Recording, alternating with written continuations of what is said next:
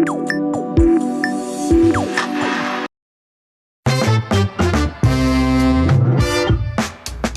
I'm Canadian rocker Tommy Gunn, and you got more Joe Tilley sports coming up.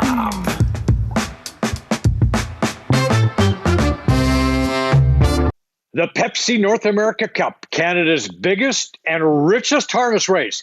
Jody Jamieson, the legendary driver, drops by to size things up along with track announcing legend Ken Middleton. And Lou Eisen is here to talk some boxing. Joe Tilley Sports, coming up.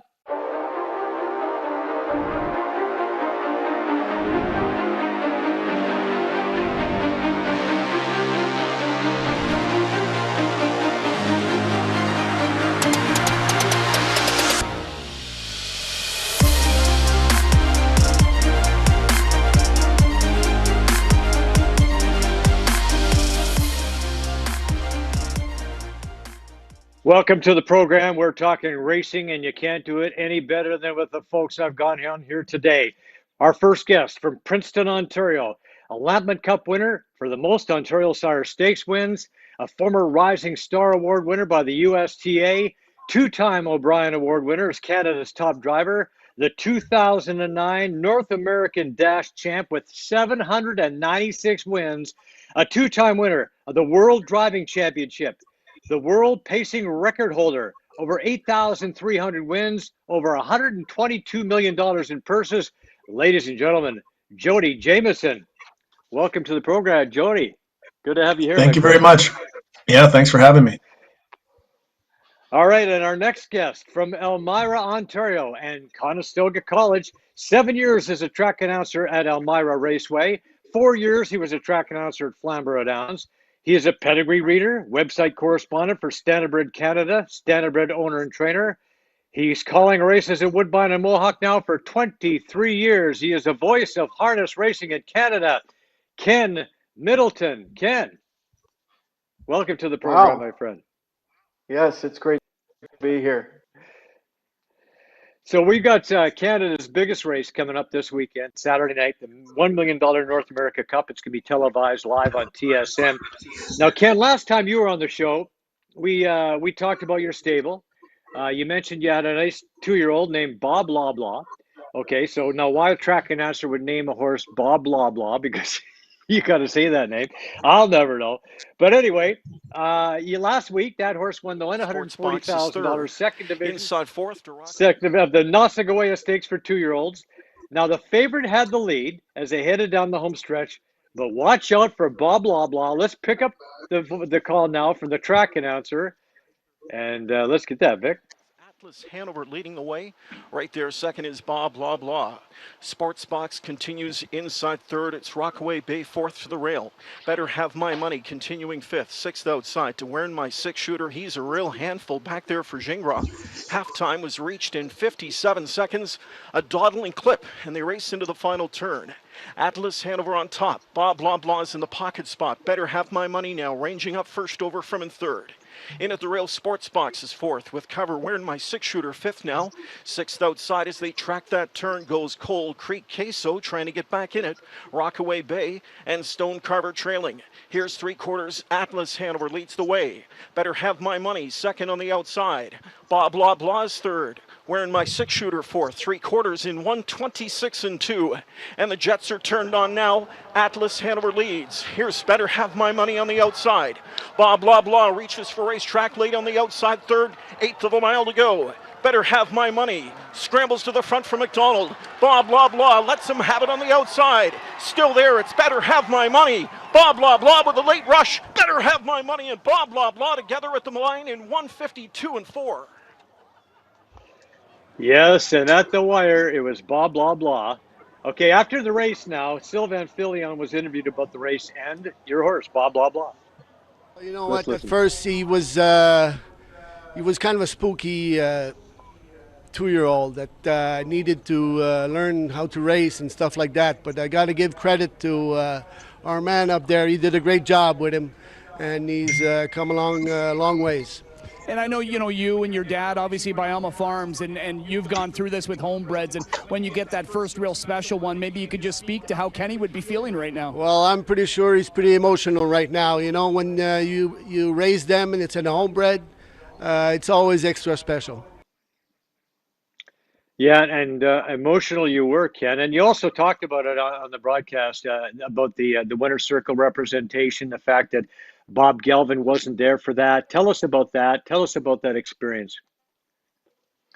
Well, the experience was exciting, obviously, because of um, on the surface it was a big, so the windfall was handsome, but more so just the team effort. My whole family's involved. My mom comes to the barn almost every day and helps me out. She's a great supporter of mine.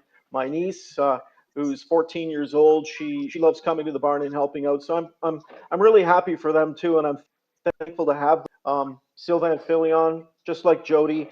He's a professional guy, and I appreciate his feedback. I appreciate what he does on the racetrack. Once the lines are given to Sylvain, I've done my job, and it's up to him to do his job. And when trainers do that to Jody, it's up to Jody to do his job. So it's a team effort from start to finish. It's super exciting because he's a homebred. It's super exciting because I've never had a horse of this caliber. We all dream of getting good horses like this. Come along very often. You have to go through a lot of bad horses to get good horses. So it makes you really appreciate that. Certainly worth the wait for you, though, wasn't it? Yeah, that was It pretty was, cool. yeah. You got a great call, by the way. Yeah, I like the Thank you. dawdling pace. That was nice. And now, of course, very productive night for you. You got your trainer's share, you got your owner's share, you even got paid for Yes, calling the race. So that I was a did. very good night for you. I How was good is that, huh? multitasking. It's great. Yeah, yeah. It really is great.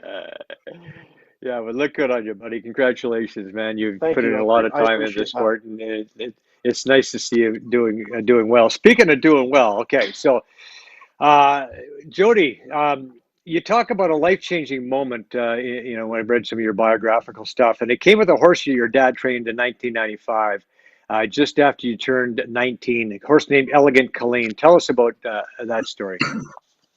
Well, she was not very well bred. I mean, not great bred mare, but she was just a natural athlete. She raced without hobbles on. She raced like free legged, they call it, and she made almost $1 million for our family at a time when we could have used $10,000, let alone $1 million. So she was an amazing foundation mare that started at my dad, and my dad's in the Hall of Fame, the Harness Racing Hall of Fame in Canada, and this mare was the start of that, putting him on the map.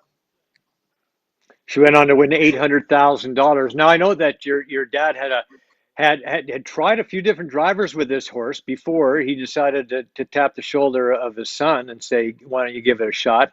And things hadn't worked out for so well. And then you got behind that horse, and what happened after that?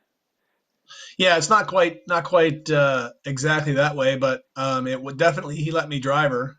We tried a couple of the top drivers in all of Canada, and they didn't get along with her. And I got a chance to drive her at the end of her 3-year-old year, and being wet behind the ears, she just looked after me. I didn't really do anything. She was just that smart that she looked after me. She knew she had an amateur driving her, and she looked after me. But yeah, it was definitely the start of a great career, and she taught me a lot of things over the next couple of years racing her. But she was, I think you both worked off each other pretty well there. It was probably learned a lot from each other there on that one. Now, 2009, big year for you. 796 wins, 787 of those coming on Canadian soil. Over $10 million won that year. We have some video of win number 740. He came at Flamborough Downs behind a horse called Wild Heart. That is the win that set the all-time Canadian record. Tell us about that record and tell us about that year. Well, to be I mean, honest, that yeah. year I didn't think that I'd ever have a chance at breaking any records, win records. Mark McDonald had twice broke his own record coming into that year, and it just seemed like everything was clicking that year. A lot the same as everything's clicking for James McDonald this year. Anybody that follows harness racing knows that James McDonald's having a career year. And, the 2009 was the same way for me. Everything I did in 2009 seemed to win. And every time I got on the track, I seemed to have won or done very well.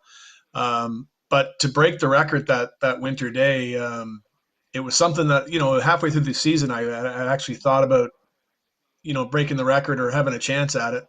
Needed to stay healthy, obviously, and get to the track every day. But it was something that I really started thinking about, and I really started driving myself for. And so to get it and to go past it, and then it still stands today. And that's one record that may never be broken. We just don't race enough anymore. Drivers don't have the opportunity to race as much as they used to in those days. So it's a huge accomplishment, and one that I treasure for sure.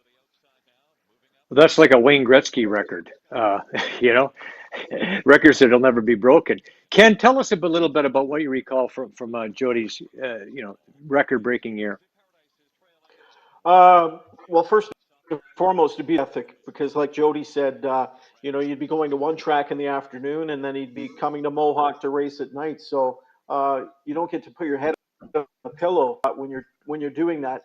And I guess to maintain that, you can only do it for so long. I would imagine it's exhausting because it's not just 2 minutes you spend in the race bike during the race. There's some prep work and stuff like that too. You want to open up the program and familiarize yourself with who you're in. We think about some strategy. I'm not sure, but there's a lot more involved than just sitting in the bike for these guys, and I admire them. And to do it in the winter time is double, because maybe 5 times tougher, because you know what it's like to sit out in the cold. Well, these guys have to sit out behind a horse, 1,200-pound animal, and hold on to them. It's exhausting in itself, being outside in the cold, dealing with those cold, frigid temperatures. So I totally respect all these guys for the work they do. Have you ever been there, Jody, in that situation where you're out there on a cold winter's day and you're thinking, "What am I doing?" Absolutely. Never have I ever been in that situation, Joe. It's been my dream since I was old enough to know what horse racing was, to be a driver, and I always thrived to be. I wanted to be the best driver ever. I wanted to be the best driver at the moment, and I still try to do those things, and I still dream about being those things. So I've never thought of that, as a matter of fact. So another record you said here was you piloted Hypnotic Blue Chip to world record 147-2 in a U.S. Pacing Championship division at the Meadowlands. And we've also got some video from a piece that Hoofbits did a few years back, talking about the day in the life of a harness driver. And so, we're talking about, say, a year like 2009, where you're racing all the time, when you're running all over basically the continent, flying all over the continent, driving around the continent to get this stuff done. And what is it like to be a full-time harness driver who's chasing a record or just trying to make a comfortable living for yourself, your daughter, right? Yeah, no, it's amazing. Just that's what like I said, I always dreamed about doing that, living the driver's life.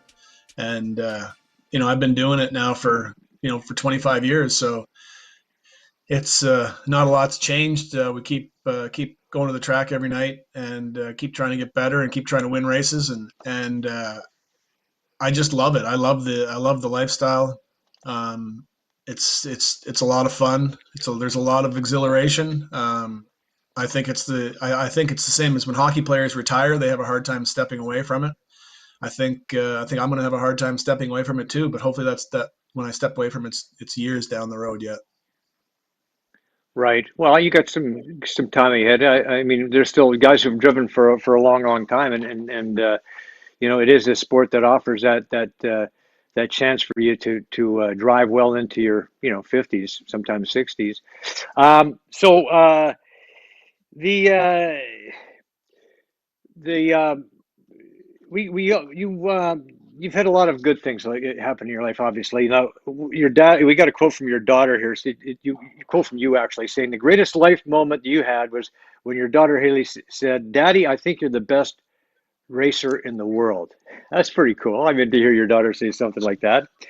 Yeah, And no you know question what? about She it. might be right, right? She might be right, right? And she was right at one time for sure, because you won the World Driving Championship twice, representing Canada. What was that like? A dream come true.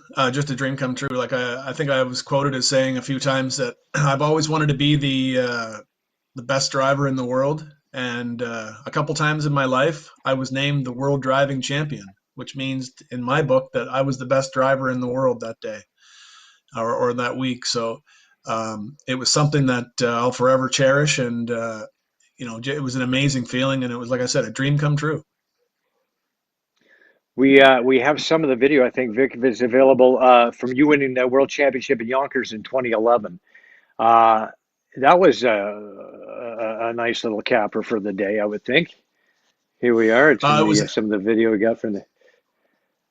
Yeah, it was amazing Go ahead. just to be part of the World Driving Championship anywhere, let alone. But then I got to do it in the U.S. I got to do it in front of people who didn't give Canada and Canadian drivers a whole lot of support, I guess you could say. But there's the American driver Corey Callahan.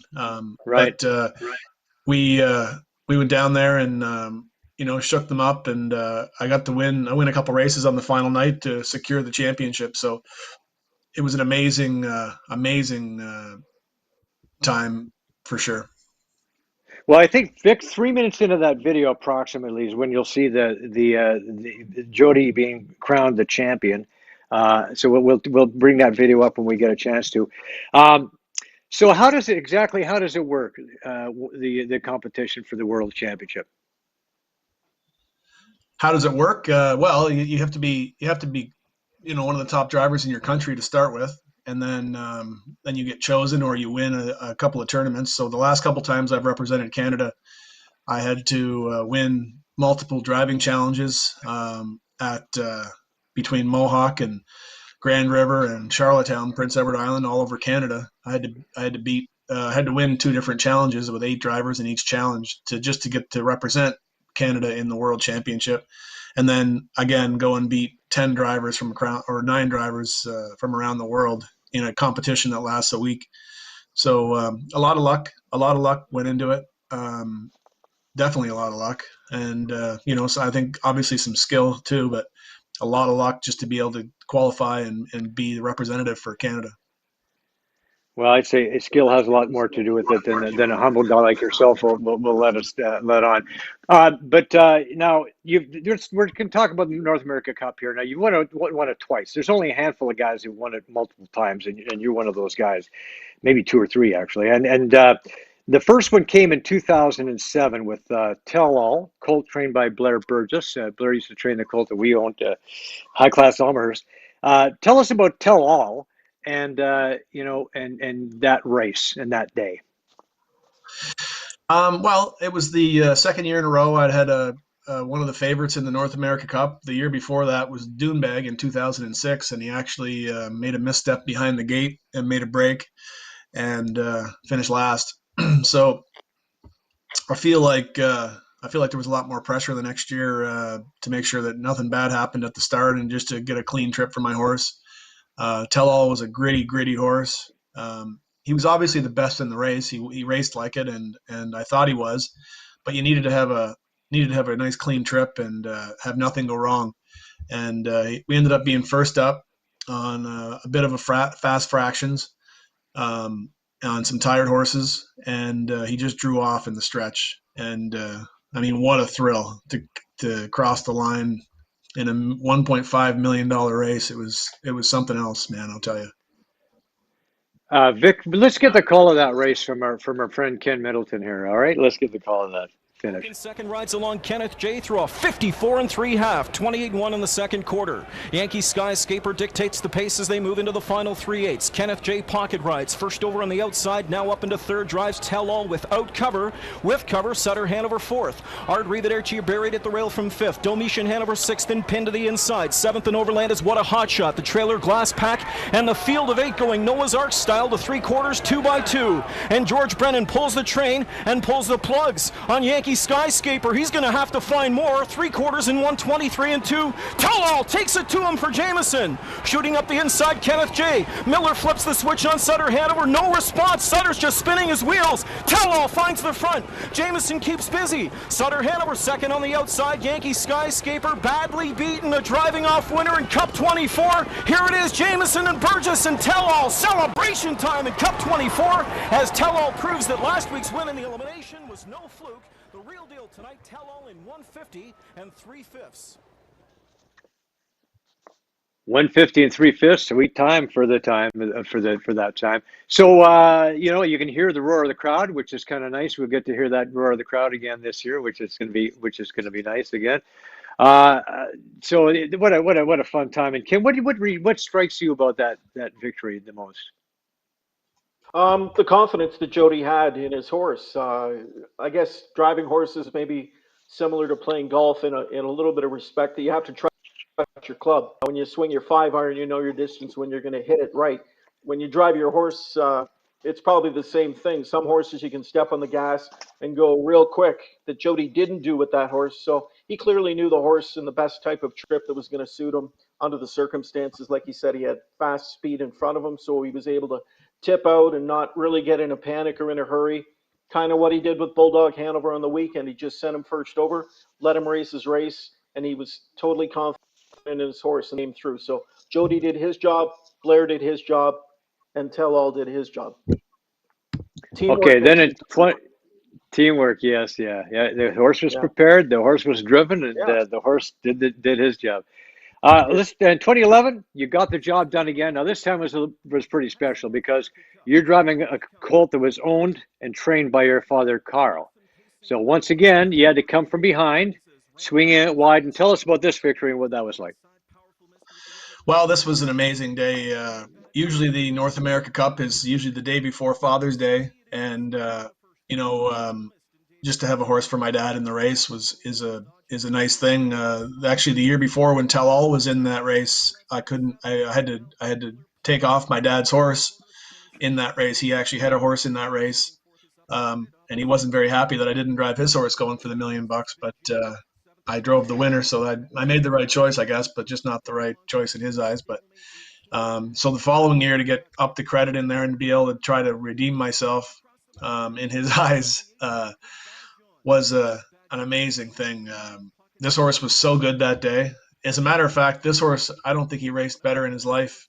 He took a fast mark of 148 and won as a 4-year-old, but I still don't think that trip was as good as a trip as he went here going for the $1.5 million in the North America Cup. He was just so amazing that day. Again, a slow first up, just waiting for me to call on him. And when I did call on him, he paced right through the wire. He was just like it's hard to not say that it was an amazing experience, but so much fun. And then to have it be my dad's horse and his ownership group, and to win the biggest race in the world by purse money it was just something you never forget. All right, so let's pick it up. Yeah. Second win now for Jamieson on the outside. Up the credit, strikes the front. Up the credit, clear by a length. Big Bad John's all out. Here comes Roll with Joe and Waples on the outside from way back. Big Jim, Cup 28 on the line, and it's up the credit for Jamieson, win by a length. Second on the outside, Roll with Joe. Then Big Jim was third, 149 and 3. I was let's look at the price there. That's very cool. Here's the winner circle. And what an experience that must have been, having this being a family affair like it was. And wow, how cool is that? Yeah, nothing like it. There's nothing like it. And I see a 12-1 shot. Yeah, that's pretty good. So the betting public would have enjoyed that. I don't think he was 12-1. He was bet down as a favorite. That must have been a typo. Yeah. Oh, is that a typo on the? Because I saw on the board. Oh, okay. Let's see the price.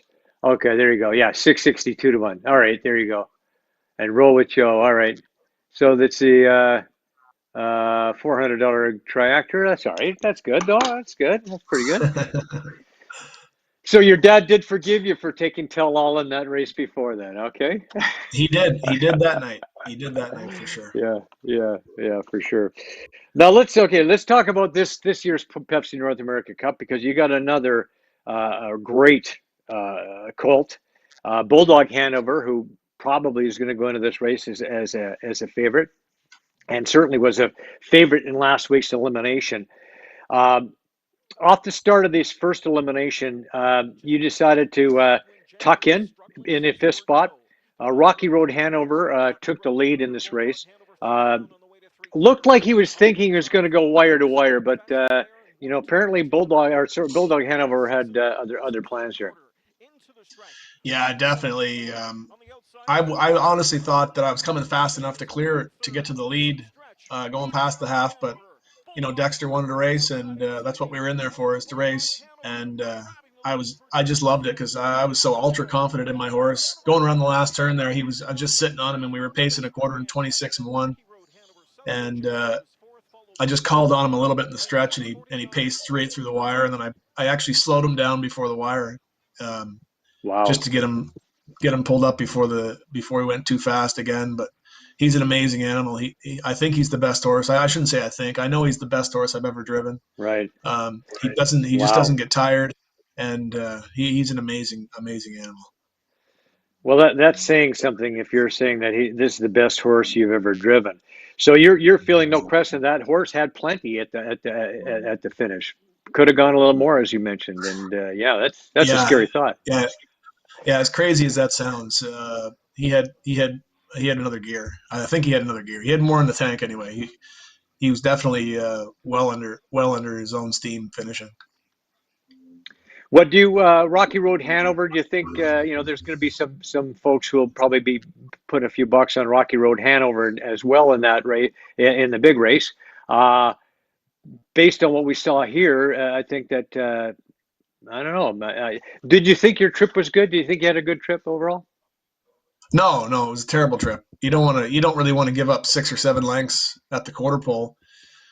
When you have to, when you want to win so I could get to pick my own post for the final. So I wanted to win the race naturally, but I got him a bit too far back, and there was a few more levers in there, and I went to move him once in the first turn and got blocked a little bit, and I had to wait. So the trip wasn't ideal at all. The horse just overcame that, and that's what he does. He overcomes trips like that, and fingers crossed, he's going to overcome some sort of trip on this Saturday.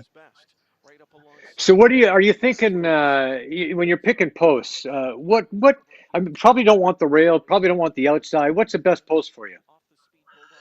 Well, I think the numbers bear out that the 6 is the best post. I think if you look in the program and you see where the most winners come from, I think it's 6. But you don't necessarily want to give 5 horses the inside of you at the start of a race. So I've elected to give 3 horses the inside of me. So I've picked post position 4. And we'll start from there. The winner of the other division, Perfect Sting, who's a very good horse in his own right. I think he's got $1 million made in his career now. He chose 3 after I chose 4, so he wants to be just inside of me, which is an advantage to him, and it'll be an advantage to the inside horses too. Like, they'll have to go a shorter distance, but by being on the inside of me. But like you said, I don't want to give up. I don't want to give up too much. I just want to. I want to have a nice starting position, a nice fluid start for my big horse, and get a chance to get him in the open air and let him roll. Let's talk about the job that John Darling has training this colt. Jack Darling, the owner. I know that Jack has won the North American Cup before. Tell us about the job that they've done in preparing Bulldog Hanover. Oh, Jack is amazing. I mean, he comes up with good horses all the time. We had a real good horse last year. We thought we had a North America Cup contender in Beaumont Hanover last year, and he mentioned to me that he wanted me to qualify a horse called Bulldog Hanover last year, and I said, okay, we'll do that. No problem. And he's been a big supporter of mine for 20 years. Jack's been listing me on his horses, so I really appreciate that. But I qualified Bulldog in an overnight race, and he was a real nice colt. He didn't show what he's showing now, but he was a real nice colt. And then when I went to race Beaumont in the North America Cup, and we didn't qualify. Didn't race quite as good as we had hoped, and sickness. There was some sickness going through his barn, but just the horses that he's come up with, Jack, is it's uncanny. And now turn around 1 year later and have Bulldog Hanover coming in as the favorite, probably most likely in the North America Cup. What can you say about that? The guy is amazing. Well, it's going to be a fun race. But let's talk a little bit about the other eliminator. Which way to the beach with Sylvain Filion on the buggy took the early lead in that second eliminator. Um, as you mentioned, you talked about Perfect Sting, David Miller. Um, he got him in front of around the halfway mark. Similar strategy to what you did, I suppose. Um, which way to the beach would challenge as he went into the stretch. But talk about what you saw from this eliminator. Well, I got to see it firsthand. As you can see, I'm sitting last right there with Pirate Yeah, Hanover, but you I got a did real have a good pretty view. good view. But the interesting part about last Saturday, was the fractions weren't fast. It wasn't the night. A lot of the races that night weren't going fast. Like 27 was an average quarter, 56, 55 were average halves, and when I say average, those are slow halves compared to the horses, the caliber of horses that were racing. I think the half was in 55 and 4, and Perfect Sting got a real easy lead, similar to the Rocky Road Hanover lead. Got a real easy lead, and I, there just wasn't a lot of racing in it, and it was odd that in an elimination race that there wasn't as much racing as I thought, with guys needing to win to pick their posts. But I guess with the top 5 horses going for $1 million next week, maybe that had something to do with it. But um, I wasn't. None of these horses have scared me at all. I'm excited to give Bulldog a chance at them. He hasn't raced Perfect Sting yet. He hasn't raced Which Way to the Beach yet, or a Buckabet Hanover.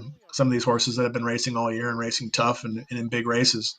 So I'm excited. I'm excited to give him a shot and let him see these horses and see how he. I'm pretty sure I know what he's going to do, but I'd like to let the public see what he's going to do when he sees these horses. Ken, what do you think about Jody's talking about the speed diffractions that night and the speed that night? What do you think? Why was it off a bit? What's your thoughts on that? What are your thoughts on that? Maybe a combination of things. The type of year it is, it's getting cooler outside, so I think that the horses don't get freed up as much. The wind, if it's just wind, sometimes that affects them too. But it's just the dynamic of the race too. Um, Horses get more respect. Some horses get more respect than other horses. It depends who lands where in the race, and like Jody said, the top 5 finishers advance to the finals. So you don't want to put yourself in a compromising position. You want to be uh, advancing to the final first and foremost. And yes, ultimately you want to win, but not by seeing all the juice out of the lemon at the same time. You want to obviously have the horse primed and peaked for next week, because that's when the big money's on the line. So you want to win. You don't want to use all your weapons last week in the elimination round. You want to save some for this week. So Well, yeah, exactly. Yeah, you don't want to burn yourself out and have nothing left for the big race, of course. right. I really think the Bulldog Hanover, I mean, just from what Jody's told us here today, is just amazing. Horse with a lot of upside and just peaking at the right time. And I think it's awesome. And when somebody like Jody tells me this is the best horse he's driven, that says something. Um, Mhm. it's of course Joe Holloway who's training Perfect Sting, said he's got the best horse too. So we'll see on Saturday night. It's gonna be a fun night. Ken, how do you prepare for big race night? This is the 38th North America Cup. You called most of them. How do you get yourself ready for Saturday night? The biggest thing I prep is I just want to be on point, having all my records lined up, knowing what the track record is, knowing what the Canadian record is, the world record. Should there be a chance that one of these horses goes out and lowers it, because you want to incorporate that into the race call. Other than that, you just want to call the race. You just want to go motions of being accurate, precise, descriptive, and bring a lot of energy to the race, because it deserves it. It's our marquee race. There's race. It's as far as pacing races go. There's no race richer than the North American Cup in North America on the season. So you want to do it I just try and be on point. That's all. Same as Jody's going to try and be on point in the bike, and the same way Jack Darling's going to try and be on point in his barn all week. and getting his horse ready for the race this Saturday. What about you, Jody? Anything special on race day when there's a big race coming up that day? Honestly, it's this life and this my career has been such a everything just goes the same thing every day. Just the routine of day to day, night to night. I want to be sharp when I get there. I probably won't race in the afternoon on Saturday, and I'll have a little nap, and a little snack around 3 o'clock. But I'm going to do the normal things that I do: read the program, study the program, make sure I watch the replays. I've already been over the replays a few times of the elimination races. I don't want any horse to surprise me when I get to the gate and the gate folds on Saturday with Bulldog. So I wouldn't say I'm taking this one more serious than any of the other ones, but I'm definitely want to make sure that I know what's going on and I'm sharp as a tack when the gate swings with Bulldog. Well, we're here's hoping you are, and we're looking forward to watching this big race. 10 o'clock Saturday night on TSN Live. Going to be a fun show. If anybody wants to wager a couple bucks, you can go to hpibet.com. And looking forward to the 38th edition of the Pepsi North American Cup. Going to be spectacular. Guys, thanks for being on the show. Been great having you on. We got some awesome Italian clothing for you from Classica Imports. So when you get down and see Jeff over at Classica Imports, check that stuff out. Great stuff. Really is good stuff. And thank you. Good luck on Saturday night. Thanks a lot. Appreciate it. Good luck, Jody. Thanks a lot, Kenny. Appreciate it, guys. Okay. Yep. Thanks, guys. Okay, now we're going to shift gears a little bit. We're going to talk some boxing. Our next guest is a Toronto native. He's a boxing historian. He's written for Ring Magazine, Boxing Monthly, The Fight Network, Ringside Report, KO Digest, Beatboxers.com, The Toronto Star, boxing analyst for CBC, ESPN, TSN. This guy has been around, folks. He knows the game of boxing. He is on the selection committee for the International Boxing Hall of Fame. Ladies and gentlemen, welcome Lou Eisen to the program. Lou, nice to see you, my friend. Yes. Thank you. Good to see you as always. All right. Did you find a horse you're going to bet on for Saturday night? I'm still looking. I love horse racing, though. It's so thrilling. And when I was a kid, I said to my father one time, is that cruel? And he said, they're born to do it. The sport's thousands of years old, and it's so it's so inspiring, especially when you read the stories of Seabiscuit and his Canadian jockey, and also right. of Secretariat, who had Ronnie Turcotte on. Northern Dancer. And think about it. I've learned from being around horses is that Northern Dancer is responsible for almost 2/3 of the thoroughbreds on the planet today are run through his lines pretty close. Anyway, I tell you, being around the horses, I can tell you firsthand, the horses love doing what they do. The people who are around the horses love being around the horses. It's a perfect match, and it works out well. Like there's some 60,000 people in this province who live off horse racing, who make a livelihood from the sport, and it's good stuff. It's good for the horses, good for them. So now, Lou, I know. Sorry, go ahead, buddy. No, I was going to say, when you see them coming around that last bend, and those hoofs are pounding the turf, that's one of the most exciting moments in life. And as you said, hundreds of millions of people around the world love it, and I love it. Well, there's going to be about 1:47 Saturday night at Mohawk that you're just it's thrilling stuff, and I just love it. I love it. It kind of reminds me of a fighter. When the fighters get into that ring, you feel the tension, you feel the excitement, and when the seconds leave and the referee says box.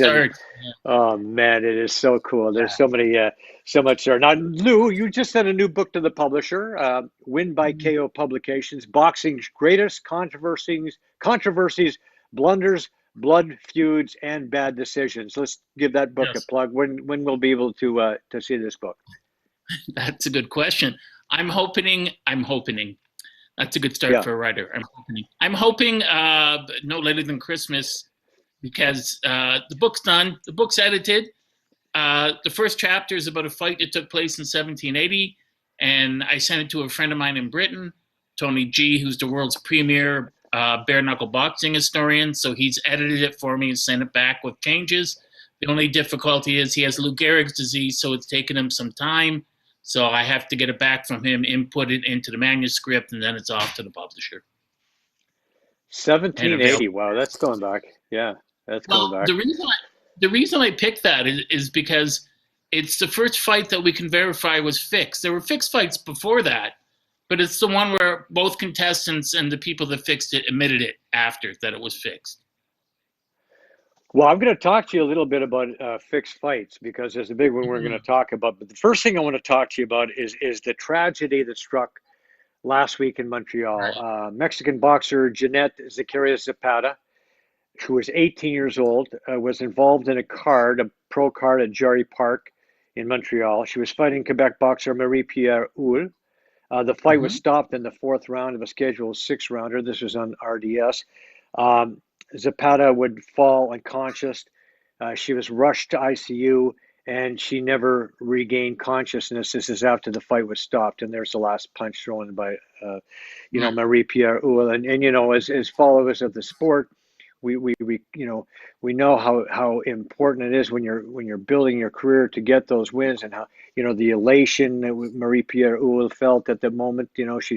She's won another fight, and she's on her way to big things in her career.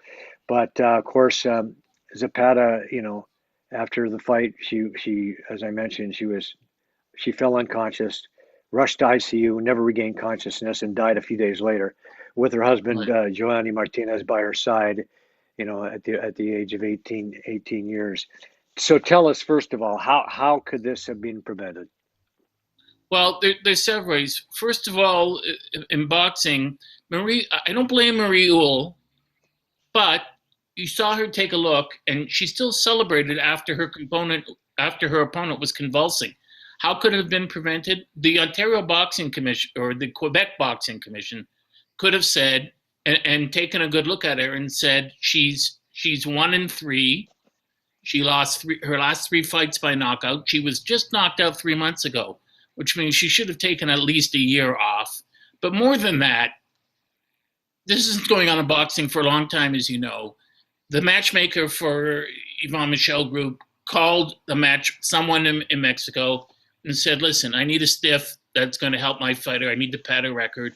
I need someone who's going to take a beating but not win, that can stand in there for 4 or 5 rounds. When you watch Zacharias fight, there's no skill. Her legs are way far apart. There's no balance. There's no leverage. This is from all her fights.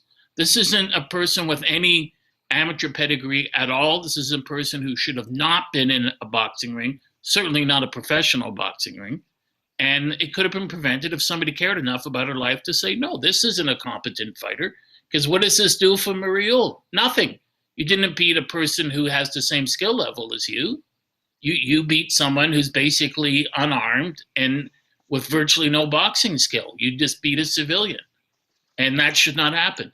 There has to be stricter oversight for boxing commissions, and people have to look into this and make sure that happens. It happens with PBC, Premier Boxing Champions, several weeks ago. Freddie Roach had a young Filipino fighter. He fought a guy who they said used to be a ranked fighter, knocked a guy out in the 10th round. Guy was stretchered out of the ring. And then I looked at the guy's record after. He'd been knocked out 4 times in the past year. Too many fights in too short a period of time is what causes most ring deaths. And this woman had been knocked out 3 months earlier. And when you saw that fight, she was fighting like someone in grade 3. She was closing her eyes and just throwing punches windmill style. She had no clue what she was doing. She should not have been in a boxing ring. It's a travesty. This is right, and certainly not the first time this has happened. Basically, these fighters are put in there at the expense of, they're risking their life, of course, as we see, but just for the sake of padding somebody's record, I think we just have to take a look at that too. Like, how important is it for you to be, 25-0 if 22 of the fights you've had are against, people that shouldn't be, as you mentioned, in the ring in a pro situation. every fighter knows that they take a risk when they enter the ring, and Right. but sometimes we maybe need to protect fighters who maybe overestimate their own skill level in some Right. And she's not a cases. fighter. Yeah, yeah, She wasn't a fighter. right. She was just a civilian. She had no amateur pedigree. She didn't fight anyone of notice. And this was someone who was just brought up to be a punching bag. And I agree with you.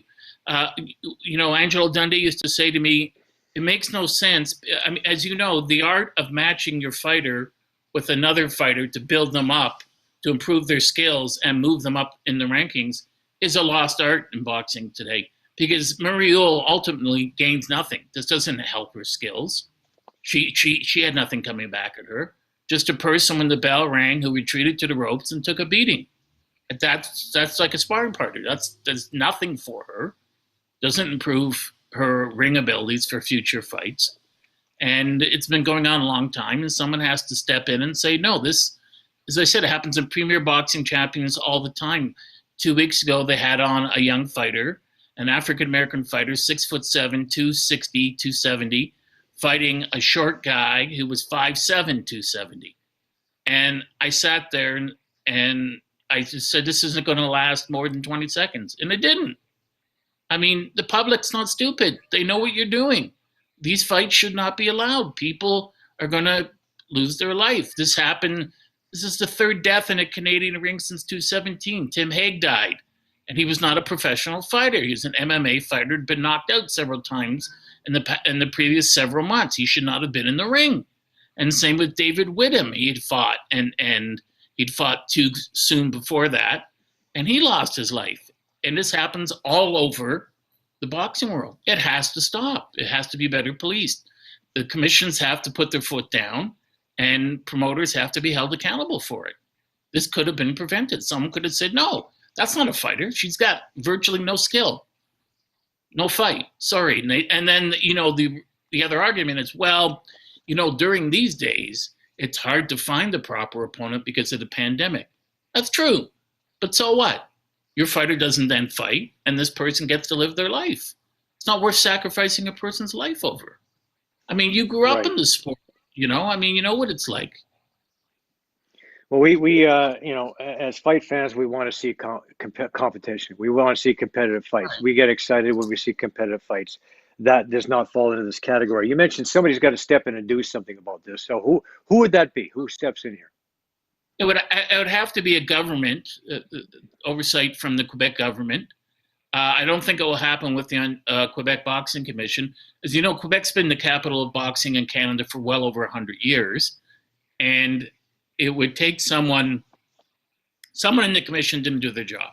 So it would take someone, I guess, from the investigation unit of the government or from the Attorney General's office to look into it and see why this mistake happened. They did this in New York when Mike Perez almost killed Magomed Abdusalamov, who ended up with catastrophic brain injuries and paralysis.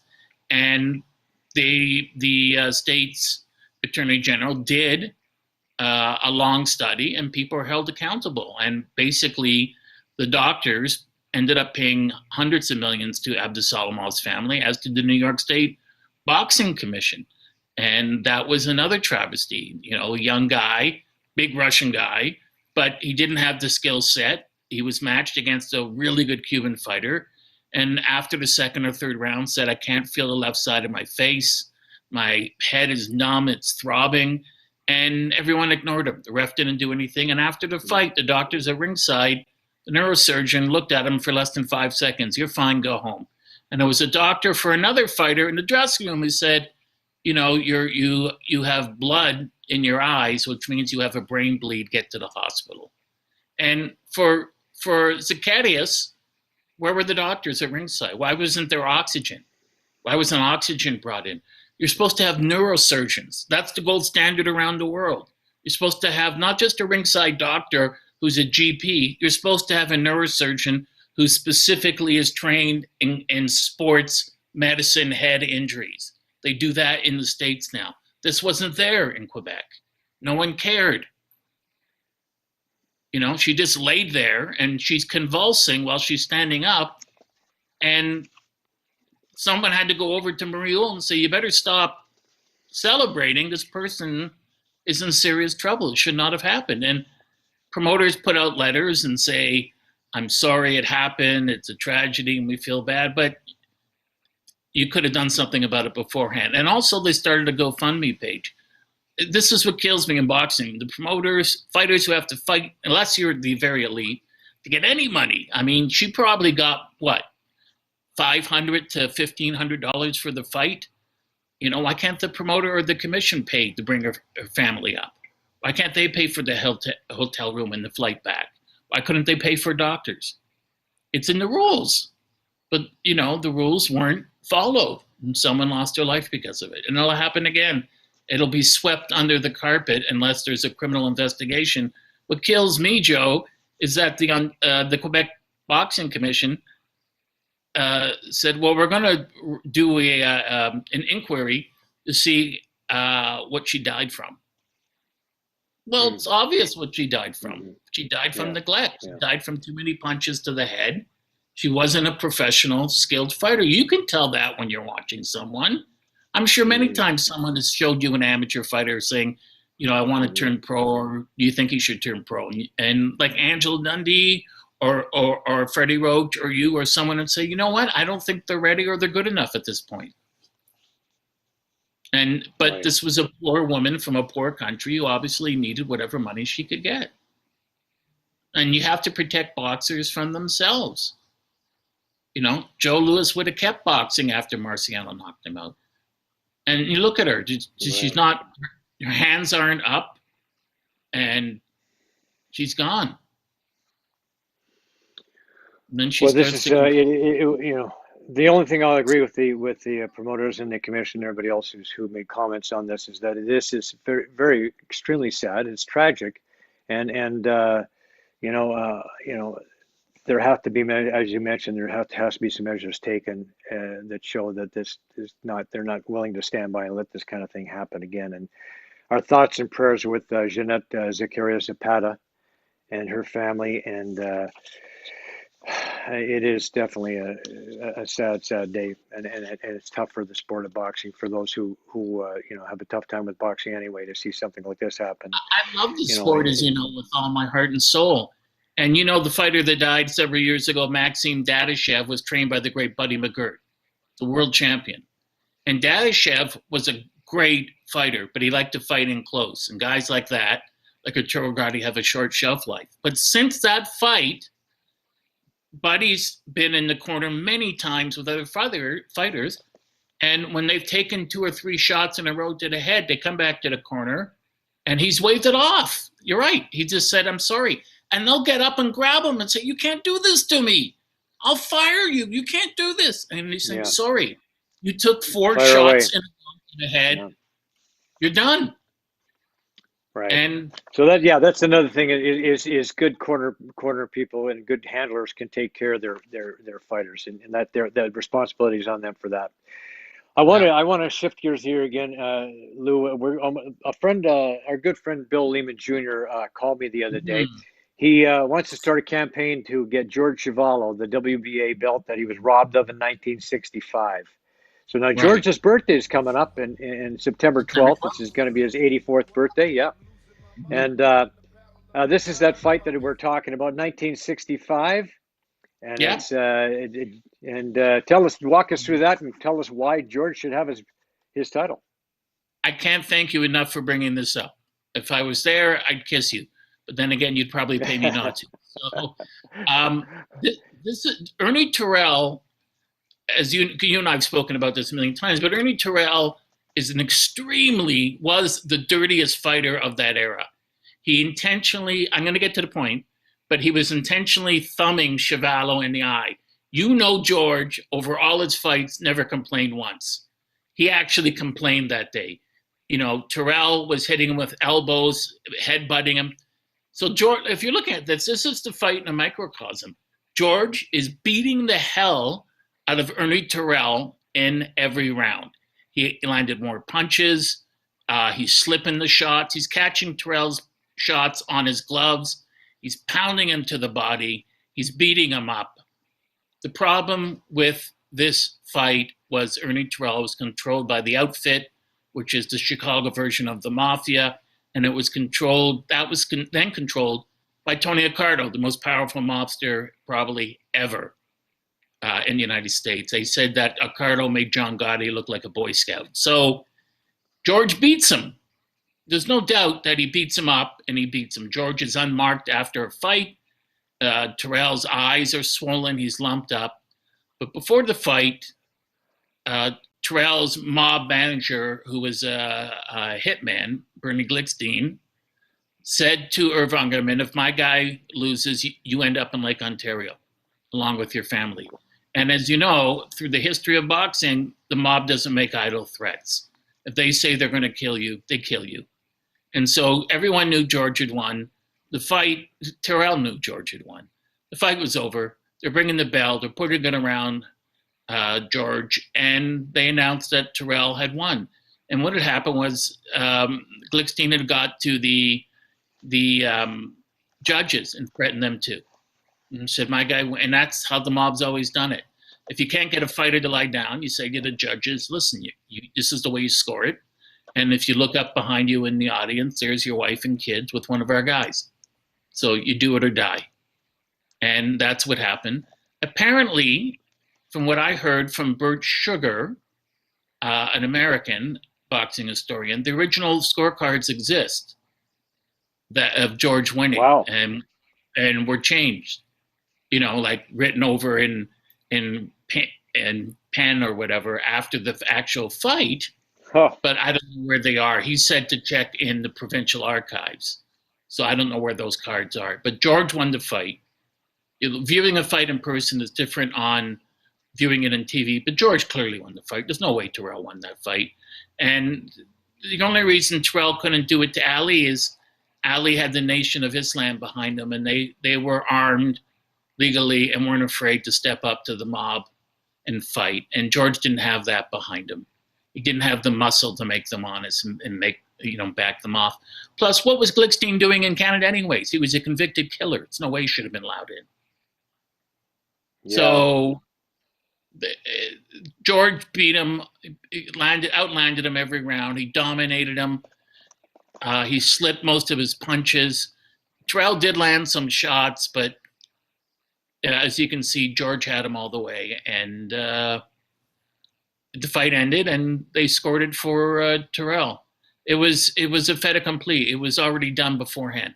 That's what is known as a fixed fight, when you know the winner beforehand. And the only chance George had was to knock him out. But how do you knock out a guy that Ali called the octopus? That when you get close, he holds you and he headbutts you, he elbows you, he thumbs you. When I watched the fight, and I urge everyone, to watch Chuvalo beat Ernie Terrell and tell me I'm wrong. Watch the fight.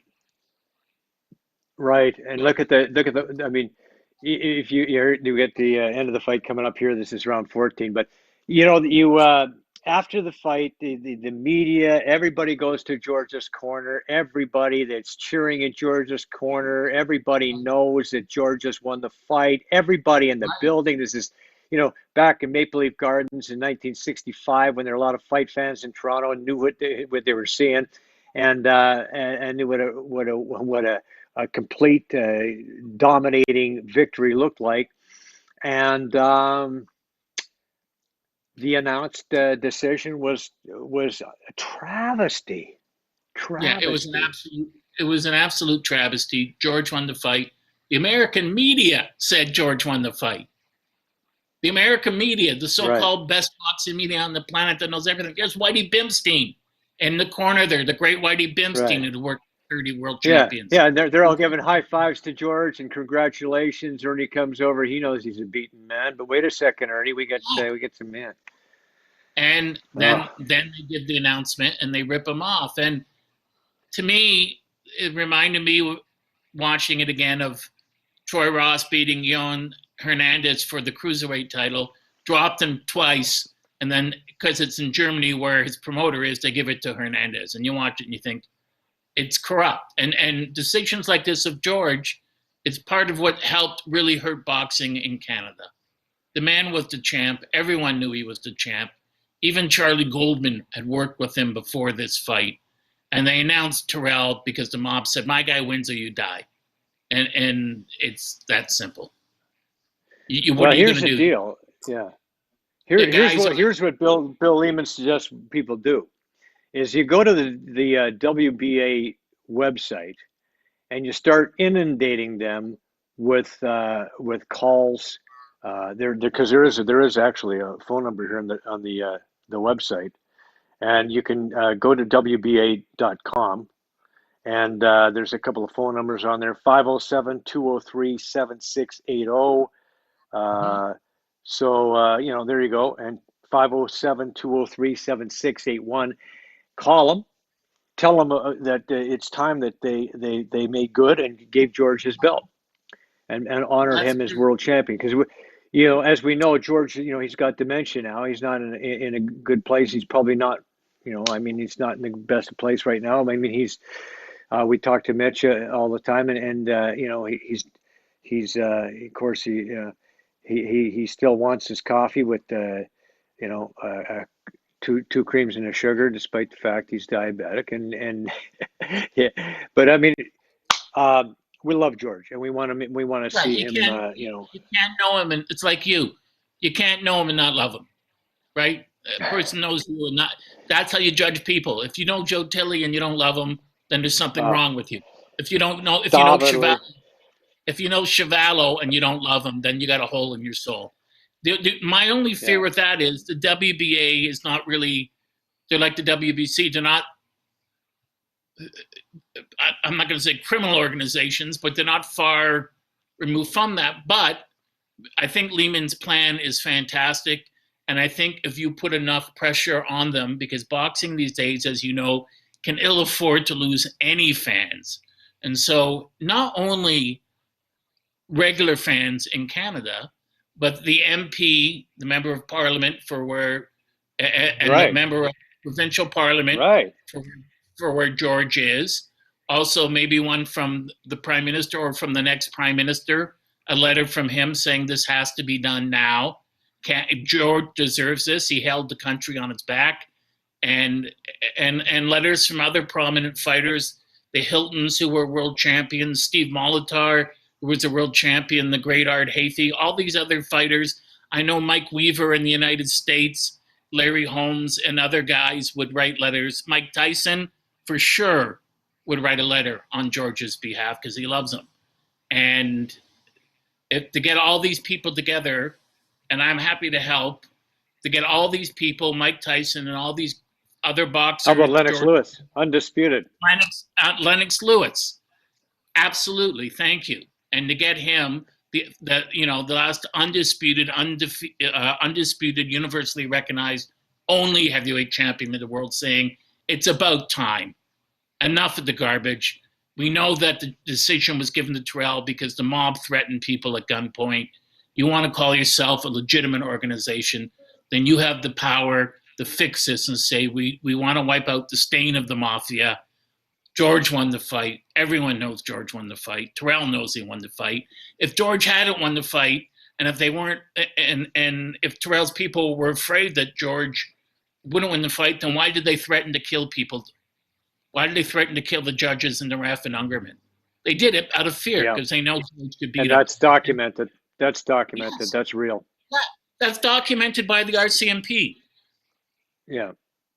So let's go. Here's the website, wbaboxing.com, and there's a website, and the numbers are on there and everything else. So go to wbaboxing.com and let them have it. Let's fix this massive mistake once and for all. Lou, let's do it for George I want to thank you for Canada, for George, Billy Lehman, who used to spar with George, knows what a champion he really is. Thank you for being on the show, Lou. It's been great to have you on. And once again, our thoughts and prayers go out to that young Mexican boxer and her family. And thank you for being on. My pleasure, Joe. Always a pleasure to see you. All right. Thanks, buddy. You too. Take care.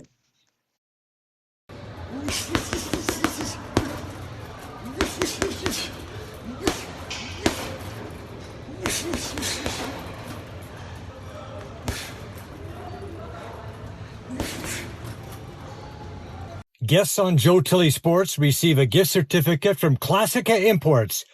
Top of the line imported men's clothing. Check out the Classica Essential Collection now. Go to shopclassica.com.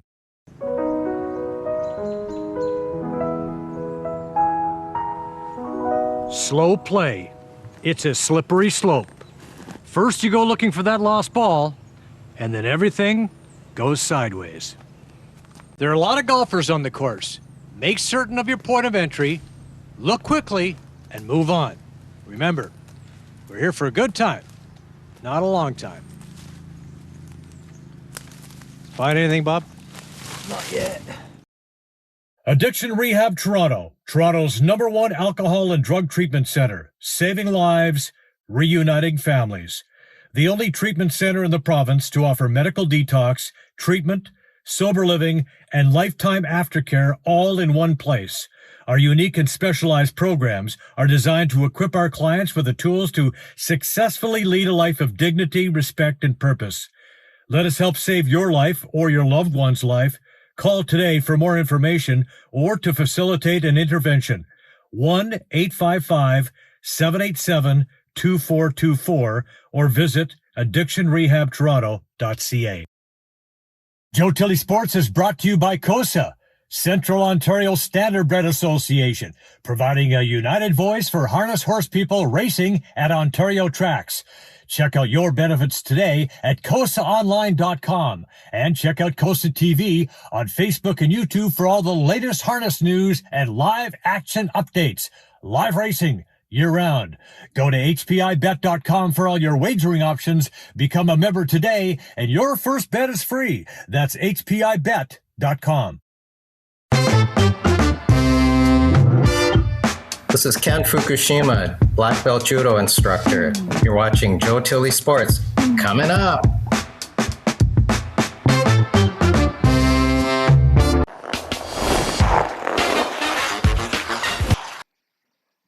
Okay, now my COSA Swiss pick of the week. Last week I went to the $316,000 Roses Are Red final for Philly Pacers. I took a longer shot with this one, so much more at 18-1. Well, she got boxed in along the rail. Rock Nation would take the early lead. Held it for most of the race, but look out down the stretch in the fog here. The 3-5 favorite Lion Sentinel with Tim Tetrick driving found that extra gear in the stretch to pull away for the victory. James McDonald with a nice job of getting so much more up for third, charging hard at the wire. 1-7-10 Triactor paid $89.90 on a $2 bet. This week, it's the $1 million final of the Pepsi North American Cup, and I have to go with Jody Jamieson and Bulldog Hanover. How can I not? A blazing 149 in the eliminations. He is the one to beat. It's a $5 win place bet for a $10 total. My bankroll is now at $170. For all the racing updates, visit COSA TV on Instagram, Twitter, and Facebook. Go to hpibet.com for your wagering options. Check out the stake schedule on Canadian Standardbred's website. Well, it was one of the wildest, most exciting, and funnest Blue Jay victories that we can ever remember. Jays rallying from 6 runs down against the visiting Oakland A's after Lourdes Gurriel hit a grand slam to tie the game in the 8th inning. Oakland regained the lead with a couple of runs in the top of the ninth, and Marcus Semien, who was hitless on the night, got the fat of the bat on the mistake from Sergio Romo, and that ball is whacked way up and out for a 3-run walk-off homer as the Jays keep their wild card hopes alive, and the Birds would end up making it a sweep. Robbie Ray had some kind of dominant season lately. Shut down the A's with 1 hit over 6 2/3 scoreless innings with 10 strikeouts. Ray has struck out 45 and allowed just 4 hits in his last 4 starts and 28 innings total. Ray is the first pitcher in franchise history with 4 straight double-digit strikeout starts. He's a serious Cy Young candidate. Hard to believe this guy a year ago was considered one of the worst pitchers in baseball. Not now. Well, what can you say about those Canadians at the U.S. Open? Leila Fernandez, the 18-year-old from Montreal, rallied from a set down against the defending champ and #1 seed to reach the round of 16. Then against number 16, Angelique Kerber, another former champ, Fernandez rallied from a set down once again to advance her first Grand Slam quarterfinal. Bianca Andreescu made her move. She won her match. She plays again today. On the men's side, Felix Auger-Aliassime took out Roberto Batista Agut to reach Sweet 16. He followed that with a 4-set win over Francis Tiafoe to reach the quarterfinals of a Grand Slam for the second straight time. Folks, these Canadian kids have got some game. A great job by the Canadian men's soccer team, earning a 1-1 draw with the U.S. right in Houston. Kyle Larin got the equalizer. They will host El Salvador on Wednesday. Labor Day weekend in the CFL, Argos and Ticats. Wow, doesn't get much better than that. In Regina, it was the Banjo Bowl, dominated by the Rough Riders over the past few years. But Zach Collaros threw for 275 yards and a touchdown.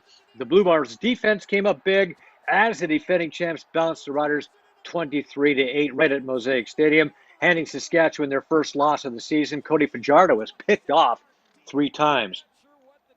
What a couple of weeks it's been for Patrick Cantley. He outlasted Bryson DeChambeau in a 6-hole playoff at the BMW Championship. The points he earned there helped him hold off a card-charging John Rahm at East Lake at the Tour Championship. A one-shot victory, his 4th win of the season, worth $15 million. That is a lot of scratch, folks. Canada's Corey Connors tied for 22nd. Nice job by the kid from Listowel, Ontario.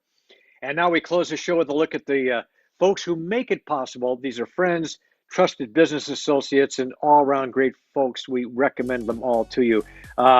Reminder, the show is now also available on Spotify, Breaker, Radio Public, Google Podcasts, and Pocket Cast, as well as the Spanglish Network and Zingo TV. Thanks once again to Jody Jamieson and Ken Middleton for being on the show. Thank you to Lou Eisen as well for being on the show. And thank you for watching. We'll see you next week when legendary author and sports writer Danny Gallagher drops by for talking some Expos baseball. And Reed Coolset and Michael Riordan, a couple runners, dropped by to talk about a big charity event for Wayside House. We'll see you then.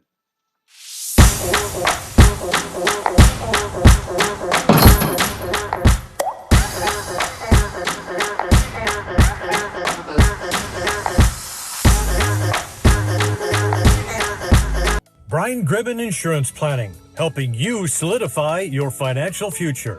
At BGIP, what we do that's unique in the marketplace is we show people how to spend and enjoy their money in their early years of retirement without the fear of running out. Also, we're able to do this without you having to change financial advisors.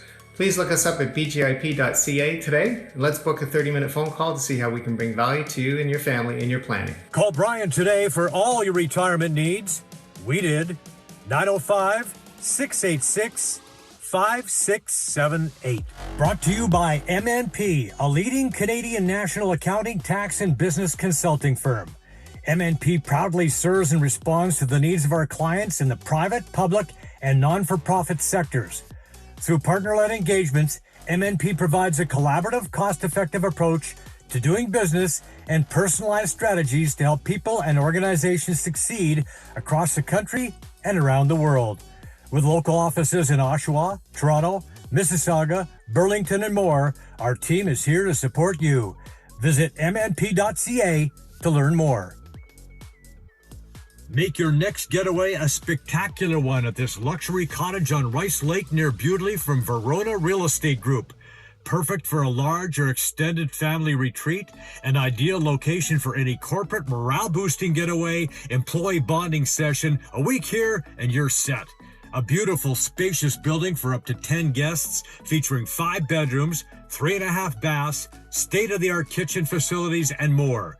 Enjoy swimming, excellent fishing options, just an hour and a half from Toronto. Book for any and all seasons. Fully winterized, ice fishing, cross-country ski trails, and downhill skiing available nearby. Book today by calling Amir at 647-657-6571 or email amir@veronarealestategroup.com.